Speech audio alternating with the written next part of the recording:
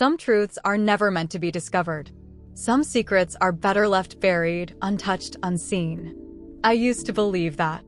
I used to think ignorance was a kind of mercy, a way to protect yourself from the things you were never supposed to know. But that was before I found out what my stepson had been hiding. Before I realized that once you see the truth, you can never unsee it. It started with something small. A detail so insignificant at first that I barely noticed. The way he had been acting lately, quieter than usual, disappearing into his room for long hours, avoiding eye contact. It wasn't like him. He was always so confident, so sure of himself. But something had changed. At first, I ignored it. I told myself I was overthinking, imagining things that weren't there. But as the days passed, the feeling of unease only grew stronger. I started noticing other things. The way he tensed up when I entered the room. The way he seemed lost in thought, distracted, as if something heavy was weighing on his mind. And then there were the moments, fleeting, barely noticeable, when I would catch him looking at me. Not in the casual, indifferent way he always had before, but with something else in his eyes. Something I couldn't name. I told myself it was nothing. That I was imagining things. That there was nothing wrong. Until that night. The house was quiet. Too quiet. My husband was away on a business trip, and I had spent the evening trying to distract myself with a book, but I couldn't focus. My mind kept drifting, my thoughts circling back to the same unease that had been growing inside me for days. I got up, deciding to grab a glass of water. As I passed by his room, I noticed the door was slightly ajar. Just enough for me to see a sliver of light spilling into the hallway. And then I heard it. A low, hushed voice. His voice. I frowned, hesitating just outside the door. Who was he talking to? It was late. Too late for a casual conversation. Curiosity got the best of me. I stepped closer, careful not to make a sound. I can't stop thinking about it. My breath hitched.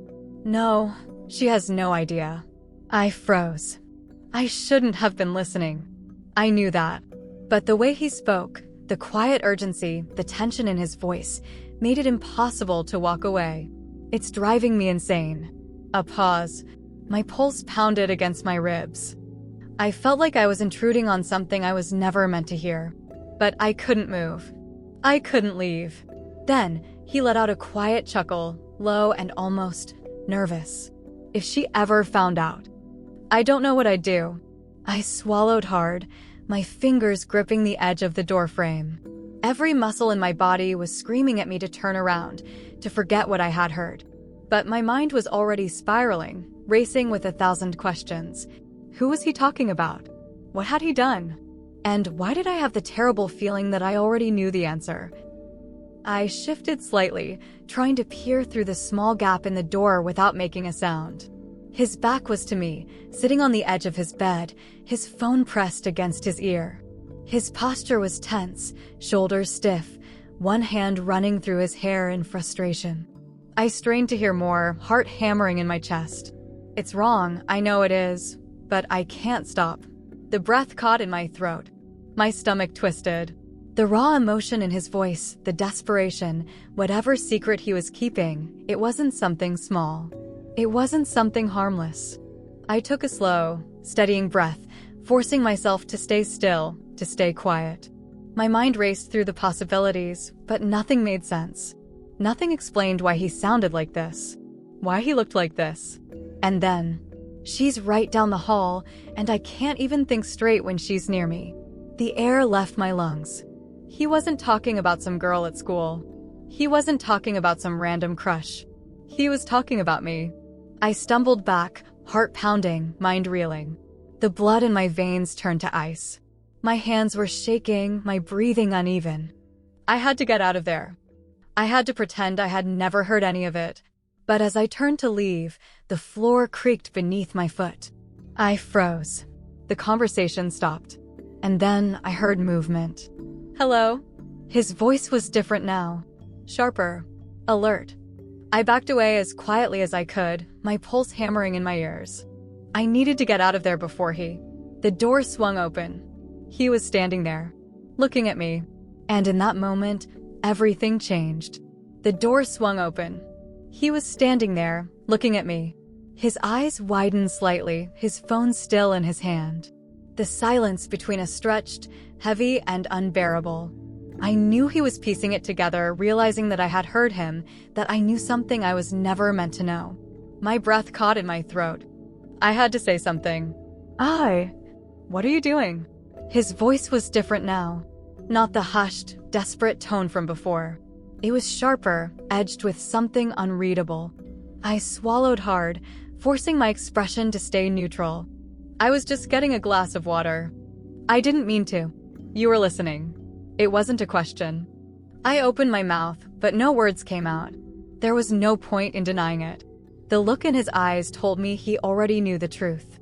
The air between us was thick, charged with something dangerous. He stepped forward, just slightly, just enough to make my pulse quicken. How much did you hear? I shook my head quickly, taking a small step back. It doesn't matter. I didn't mean to. It does matter. His voice was low, controlled, but there was something underneath it. Something I didn't want to name. I needed to get out of there. To end this before it went too far. Forget it. I shouldn't have been there. It was a mistake. I turned, but before I could take another step, his hand caught my wrist. Not hard, not rough, but enough to make me stop.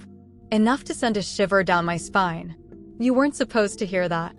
I forced myself to meet his gaze, ignoring the way my stomach tightened, ignoring the way the heat of his hand felt against my skin. I didn't hear anything. Just, let me go. A beat of silence. Then, slowly, he released me. I took a shaky breath, stepping away, needing distance, needing space to think. Good night, I muttered, turning quickly, walking away before he could say anything else. Before I could see whatever was in his eyes. I barely made it to my room before I closed the door, my back pressed against it, my heart racing. My hands trembled at my sides. This wasn't happening. This couldn't be happening. I squeezed my eyes shut, trying to push the thoughts away, trying to forget the way he looked at me, the way his voice had wrapped around me like something tangible, something unshakable. But I couldn't forget. And I knew. Neither could he. The next morning, I woke up feeling like I had barely slept. My body was heavy, my mind clouded with everything that had happened. I told myself things would go back to normal.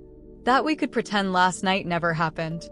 That we would never speak of it, never acknowledge the tension that had seeped into the air between us.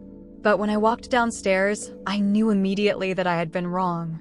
He was already in the kitchen, leaning against the counter, sipping his coffee like nothing had changed. But when he looked up and met my eyes, I saw it. The shift.